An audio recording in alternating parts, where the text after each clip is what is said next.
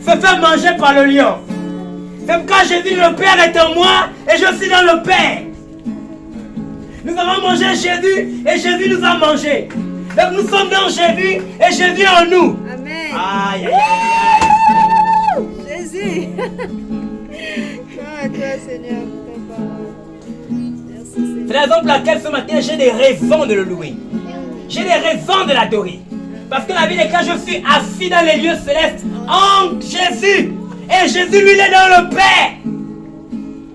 Et le Père est en moi.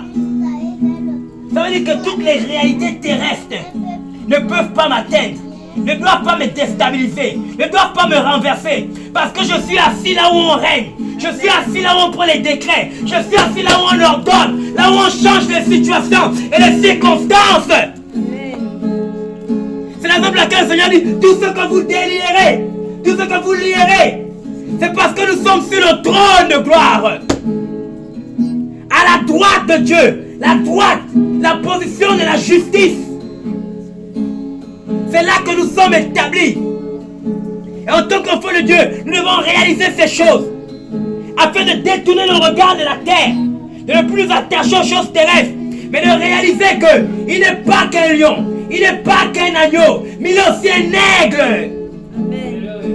Et en tant qu'aigle, nous devons avoir la vision de l'aigle, la hauteur, rechercher les choses d'en haut, nous attacher aux choses d'en haut, prendre plaisir aux choses d'en haut. Et ces choses d'en haut, c'est quoi? C'est la louange, c'est l'adoration, c'est la prière, c'est la méditation de la parole de Dieu, c'est la communion fraternelle, c'est l'agapé, agapao. C'est Philadelphie, tout en commun, koinonia, le partage en commun.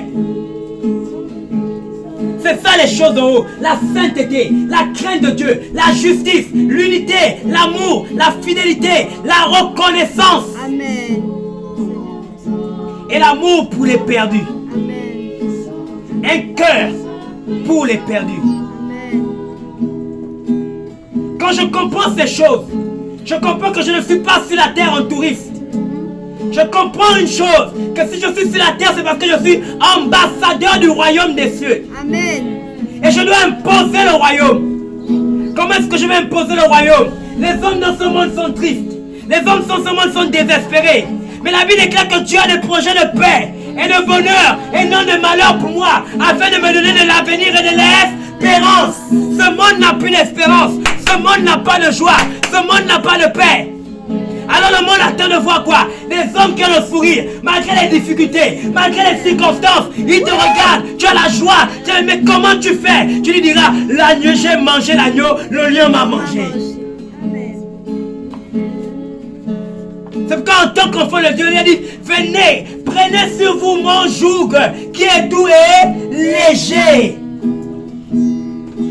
Nous devons nous débarrasser des poids de ce monde. Nous devons nous débarrasser des fardeaux de ce monde. Parce que nous sommes des soldats. Et il n'y a aucun soldat qui s'embarrasse des affaires de la vie. Parce qu'étant enrôlé, celui qui nous a enrôlés, il prendra soin de chacun d'entre nous. Amen. Il connaît nos besoins. Avant même qu'on ne puisse élever la voix, il connaît nos besoins. Nous avons besoin d'avoir les regards fixés, non sur le serpent qui a été élevé dans le désert, mais nous avons besoin d'avoir les regards fixés sur le Fils de Dieu à la croix de Golgotha. Amen. Il est le consommateur et le rémunérateur de notre foi. Et celui qui a les regards sur la croix de Golgotha reçoit la révélation de tout est accompli. Amen. C'est à Golgotha que tu as la révélation de tout est accompli. Quand tout est accompli, la Bible déclare qu'il y a eu un tremblement de terre. Et les rochers se sont fondus. Les situations les plus difficiles, les plus compliquées par lesquelles tu passes, la Bible déclare à Golgotha, il y a eu un tremblement et les rochers se sont fondus. Et ce matin, si tes regards se tournent à Golgotha, je l'annonce, je le prophétise, je le déclare, un rocher va se briser. Il n'y a pas eu que les rochers. La Bible déclare les morts. Qu'est-ce qui est mort dans ta vie? Les morts sont revenus à la vie. On leur a vu. Tes études sont mortes. Ton travail est mort. Ton mariage est mort. Ta destinée est morte. Je ne sais pas par quelle situation tu passes. Je sais une chose. À Golgotha, quand Jésus a rendu l'âme, il y eut un tremblement de terre. Il y eut un tremblement de terre. Et le voile a été déchiré. Amen. Du haut en bas. Du haut en bas. Quels sont les voiles qui ont été mis dans ta vie? Quels sont les voiles qui te cachent le plan de Dieu, qui t'empêchent d'avoir accès à la présence de Dieu? Mais je te dis, le voile est déchiré. Le voile est déchiré.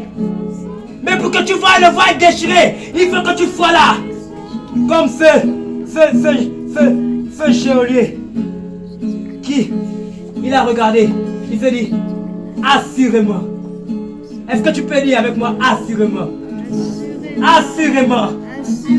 Cet homme est le Fils de Dieu. Il confessait, d'après la compréhension hébraïque, que c'était Dieu. Fils de Dieu, on voit directement la divinité. Et on remet là, devant ce qui se passait, il s'est dit non, non, non, assurément, cet homme est le Fils de Dieu. My God. Et ce matin, on a besoin de cette assurance. Amen. Parce que beaucoup ne savent pas que c'est le Fils de Dieu. Beaucoup pensent que c'est un prophète. Beaucoup pensent que c'est, je ne sais pas quoi, le fils de Joseph. Beaucoup pensent, non, non, non, non, que c'est l'histoire, c'est pas l'histoire. Golgotha n'est pas une histoire. Golgotha est une expérience. Golgotha est une expérience. Et chaque jour, celui qui fixe ses regards vit Golgotha. Amen. Il faut les révolter. Amen. Il faut les révolutionner. Le monde attend avec un ardent désir la révélation des fils de Dieu. C'est-à-dire des hommes joyeux, des hommes pleins de joie, remplis de joie, qui communiquent l'espérance. Qui communiquent l'espérance. Satan a des projets de malheur, de désespoir, de troubles, de confusion, mais ce n'est pas le plan de Dieu pour nos vies. C'est la raison pour laquelle dans la maison de Dieu, David a dit, j'ai la joie au cœur lorsqu'on me dit, allons dans la maison de l'Éternel. Mais la maison de l'Éternel n'est plus un lieu physique vers lequel on se rend. Nous sommes devenus le temple de Dieu en esprit. Et donc la joie de l'Éternel doit demeurer au milieu de ses enfants, quelles que soient les circonstances. Amen. Tu me remplis de joie par ta présence. Et nous avons besoin de cette présence afin que nous puissions nous réjouir dans la louange, dans l'adoration, dans tout ce que nous entreprenons pour le Seigneur, quelles que soient les difficultés. Celui qui sème avec larmes moissonnera avec des cris de joie. Amen. Ce matin, vraiment, je n'ai pas prévu ça. Mais je me suis senti poussé à parler de mon doudou. Amen. À parler de la star des stars. Le big des big. Le boss des boss. Amen. Jésus-Christ de Nazareth. L'homme a la démarche particulièrement particulière. Il parle aux hommes comme aucun homme n'a jamais parlé. Amen. Ils sont allés l'écouter. Ils ont dit, allez-y l'écouter. Ils sont revenus, ils ont dit, hey, Parisien, jamais homme. Jamais homme n'a parlé comme cet homme. Il a les paroles de la vie. Il a vu la femme samaritaine depuis. Elle a confessé que le 7e homme est différent du 6e. Le 6e a été fait avec de l'argile. Aïe, aïe, aïe, aïe, aïe, aïe. Hey! Et on a soufflé en lui. Mais le 7e était un esprit. Il dit, tu n'as fait, tu n'as formé, dans Hébreu, tu n'as voulu ni offrande, ni sacrifice, mais tu m'as formé un corps, car je viens. C'était l'esprit qui venait. Amen. Il n'était pas le corps, mais il était dans l'éternité. Au commencement était la parole. La parole était avec Dieu.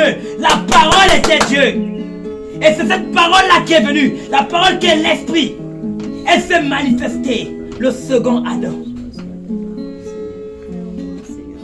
Acte des apôtres dit qu'il était oint. Dieu l'a oint de force et d'esprit. Il allait de lieu en lieu. Et ce matin, ici, c'était lieu. Faisons du bien à tous ceux qui rencontraient. Je ne connais pas le problème dans lequel tu te trouves ce matin. J'ai fait une chose, si le Seigneur est là et que ton cœur est ouvert, quelque chose va se passer. Amen. Quelque chose est déjà en train de se passer. Oh, ouvre ton cœur, dispose ton cœur. La grâce de Dieu est disponible ce matin. Ah, j'ai envie de te donner une révélation. Nous avons tous un même père, mais nous n'avons pas la même mère. Amen. Abraham était le père d'Isaac et de Jacob, le père d'Isaac et d'Ismaël. Mais Ismaël avait sa mère. C'était Agar. Isaac avait sa mère. C'était Sarah.